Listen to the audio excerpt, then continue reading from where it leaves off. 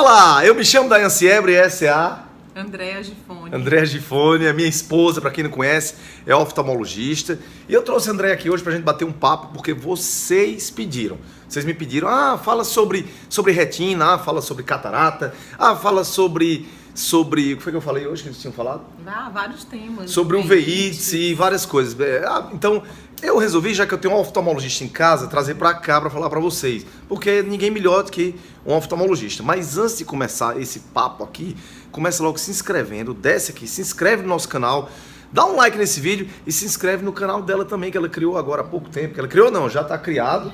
Mas ela vai começar se comprometendo aqui com vocês a começar a fazer conteúdos de oftalmologia no canal. Ela tá aperreada porque eu não estou deixando ela falar ainda. Então, seja muito bem-vindo ao nosso canal. Vocês, muito obrigado por estarem recebendo aqui a minha esposa nesse nosso espaço. E assim, antes de chamar a Andréa, que já está aqui do lado, preciso dizer para vocês que ela é médica, oftalmologista, especialista em retina e é professora universitária da Faculdade de Medicina aqui da Universidade Federal do Ceará, da Universidade INTA. E por coincidência agora, coincidência ou não, hoje é o dia do oftalmologista. Eu quero começar dando os parabéns à Andréa, a minha oftalmologista, que inclusive faz meus óculos aqui, que eu tirei um pouquinho, mas vou botar porque hoje é a homenagem dela. Então, Andréa, como é que você se sente hoje, no dia do oftalmologista, para começar? Então, eu fico muito feliz em poder falar hoje, que é o dia do oftalmologista, em falar para você que é importante a gente fazer os exames de rotina, que é importante a nossa saúde como um todo, e especificamente a saúde ocular, né? Porque a gente ama aquilo que a gente consegue ver, e a gente realmente só dá a verdadeira importância quando a gente sente falta dela. Então, é importante fazer o exame de rotina, é importante você conhecer sobre o seu organismo e como a gente prevenir as principais doenças. Então, a gente está aqui hoje para bater um papo sobre isso, para esclarecer algumas dúvidas, e é esse nosso objetivo no dia de hoje. Vocês vão ficar vendo duas câmeras, que é para poder ficar a imagem melhor entre um e outro, né? André, já começando a primeira pergunta, já que você falou em relação à visita ao oftalmologista, qual deve ser a frequência de uma pessoa normal, que não tem nenhuma doença, de visita ao oftalmologista? Então, é recomendado fazer um exame rotineiro anual, ou seja, todos os anos fazer uma avaliação geral, mesmo que não tenha nenhuma queixa, nenhum sintoma. Mas é importante, por quê? Porque existem algumas doenças chamadas doenças silenciosas. O que é que significa isso? São doenças que não dão sinal nenhum e que só se descobre no exame de rotina. Então, o exame de rotina inclui o quê? O exame da visão, né? Aquele que você coloca as letrinhas lá e vê se o paciente necessita ou não de grau. Inclui a aferição da pressão do olho, a medida da pressão intraocular. Não existe só pressão do corpo, existe também a pressão do olho, que é um dos sintomas do glaucoma, né, que o glaucoma também é uma doença silenciosa e a gente só diagnostica no exame de rotina. E o exame do fundo do olho, onde a gente observa as alterações da retina, que é a parte mais interna do olho, lá atrás. Então, todos os anos, é o ideal que se faça pelo menos uma vez uma visita ao oftalmologista. Se a pessoa tem problema de catarata, ou diabetes, ou de retina, essa frequência aumenta, precisa ir mais vezes ao oftalmologista? Então, excelente pergunta, né? Uma dúvida realmente que muitos têm. Tudo vai depender da intensidade, né, ou da duração. Por exemplo, uma pessoa com diabetes, né, que é uma doença bastante prevalente hoje em dia. Uma pessoa com diabetes, ela deve fazer pelo menos uma visita uma vez ao ano. E se não tiver nenhuma alteração no fundo do olho, né, aí ela pode fazer cada avaliação anualmente. Se tiver alguma alteração leve, a gente vai postergando ou antecipando essas consultas. Se for alteração leve, continua anual. Se já tiver mais alterações mais significantes, a gente já diminui esse espaçamento para de 6 em 6 meses e vai fazendo tratamento com laser, né, com o tratamento necessário de acordo com cada caso. Então é importantíssimo o diabético fazer um exame chamado mapeamento de retina, que é um exame que se faz na sala do oftalmologista, o oftalmologista especialista em retina, que é o meu caso, né? E que esse exame é indolor, porém tem que pingar colírio para dilatar a pupila.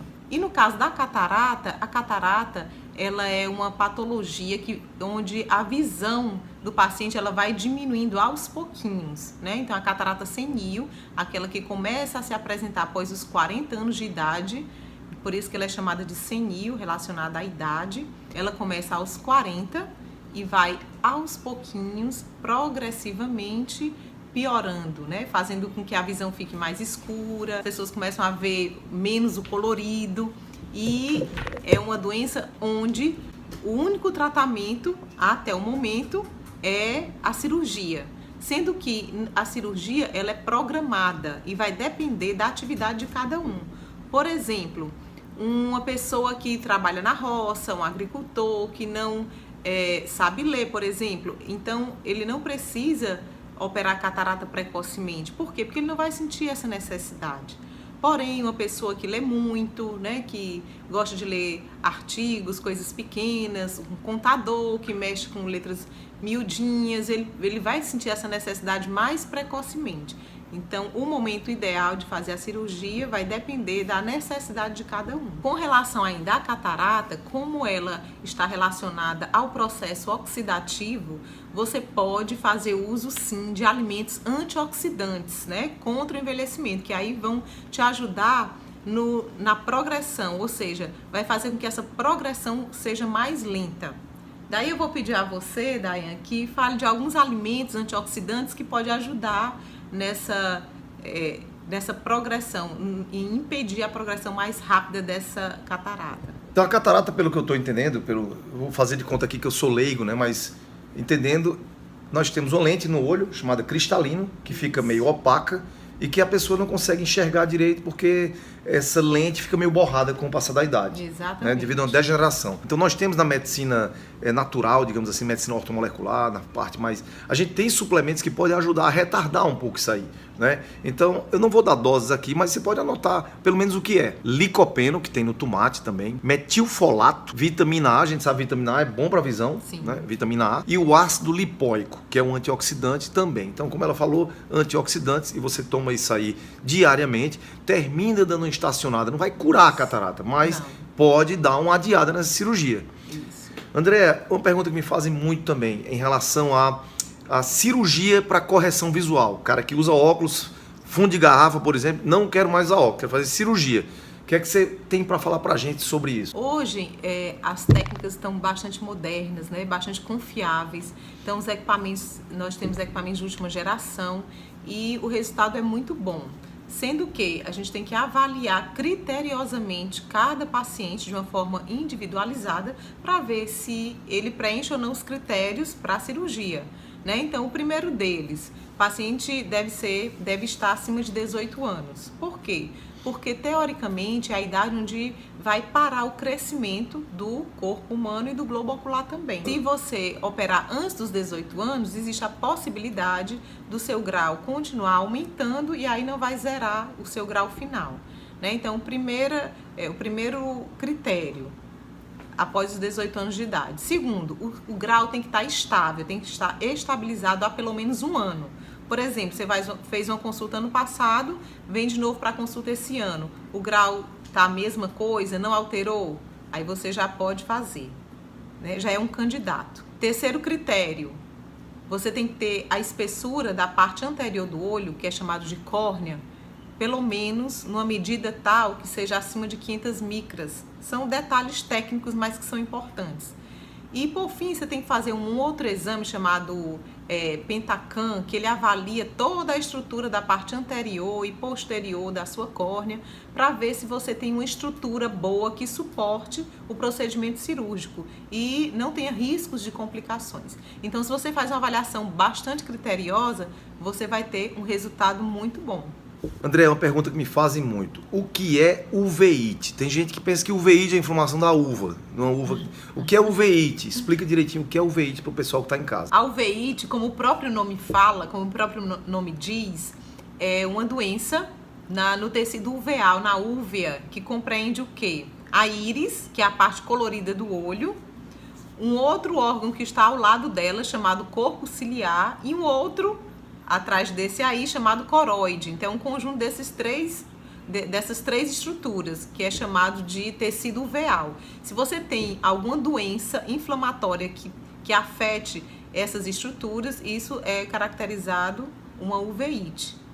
Então, existem algumas doenças no corpo, né, que são doenças sistêmicas, como as artrites reumatoides, né, artrite reumatoide juvenil, do adulto, que toxoplasmose, várias doenças infecto-contagiosas também, como a toxoplasmose, que é bastante comum, citomegalovírus, várias outras doenças, sífilis, que podem também acometer, né, o tecido uveal e causar essa inflamação chamada uveíte, onde o paciente ele se queixa de dor, baixa de visão, olho vermelho e que tem que ter atendimento com urgência pelo oftalmologista. Isso aí realmente é um caso de urgência em oftalmologia, que tem que ter um cuidado especial e um tratamento criterioso para que não tenha uma sequela como baixa de visão. Bom, gente, é muito assunto, tem muito assunto. Se eu fosse explorar tudo que a Andrea sabe, tudo que vocês me perguntam, acho que esse vídeo vai gerar outros vídeos, tá bom? Outros vídeos, porque não dá, porque a gente passaria muito tempo aqui. Então deixa teu comentário aqui embaixo. Que perguntas você queria que ela respondesse em relação ao... Quais eram os outros assuntos que a gente tinha falado, Andrea? Ceratocone, outras doenças... Conjuntivite, né? Conjuntivite também, que estamos vivenciando um surto de conjuntivite. Conjuntivite já daria outro vídeo, vai dar outro vídeo. Então, dependendo da quantidade de likes que você deixar aqui, a gente faz outro vídeo. Então, considerações finais, André, em relação aos nossos inscritos, às pessoas que nos acompanham. Qual o conselho, qual a palavra final que você gostaria de deixar para essas pessoas? E eu acho que se você puder fechar, dando esse conselho e falando um pouquinho sobre conjuntivite de forma bem rápida, o que você diria para essas pessoas? Como em todas as outras áreas da medicina, a orientação é a prevenção, né? Então, o mais importante é você fazer o seu exame com o seu médico oftalmologista de confiança, o exame de rotina, para que você faça o tratamento adequado e em tempo hábil. Não guarde doença, não deixe suas queixas para depois. E com relação à conjuntivite, é muito cuidado no manuseio de objetos para não contaminar as outras pessoas que estão em casa. Quando você estiver acometido de um olho, cuidado para não passar para o outro olho. Procurar um oftalmologista para acabar com essa disseminação, que nós estamos vivenciando esse surto, essa epidemia de conjuntivite desde o carnaval e até essa data ainda perdura. Então, são os cuidados de prevenção que vão fazer a diferença no controle da doença. André, muito obrigado por você ter vindo aqui, né? Vindo aqui na sala, porque ela estava no quarto. Muito obrigado por você ter participado desse vídeo, abrilhantando aqui o nosso canal. E vocês que não conhecem o canal dela, quantos vídeos tem no canal? Eu nem sei. Os meninos que fizeram, eu nem Os sei. meninos fizeram o canal dela, deve ter um vídeo. Talvez. Mas a partir de hoje, vocês se inscrevam lá no canal, por favor, para ajudar o canal dela a crescer e ajudar vocês também. E ela vai se comprometer a fazer vídeos semanais. Isso aqui, ela, Andrea, não tem esse hábito de fazer isso, né? Ela é médica, trabalha no consultório, não tem esse costume.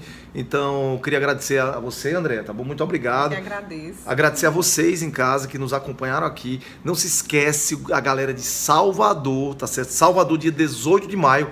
Nós dois vamos estar lá, né? Sim. No evento Viva com Saúde, Viva com Paixão. Se você ainda não é inscrito, você praticamente já perdeu a vaga, porque tem muito pouca vaga. Se inscreve logo, o link da inscrição está na descrição desse vídeo. Não se esquece de se inscrever no nosso canal, dar like, compartilhar esse vídeo com todas as pessoas, com os seus grupos de WhatsApp. E viva com saúde, viva com paixão, com Deus no coração. Tchau!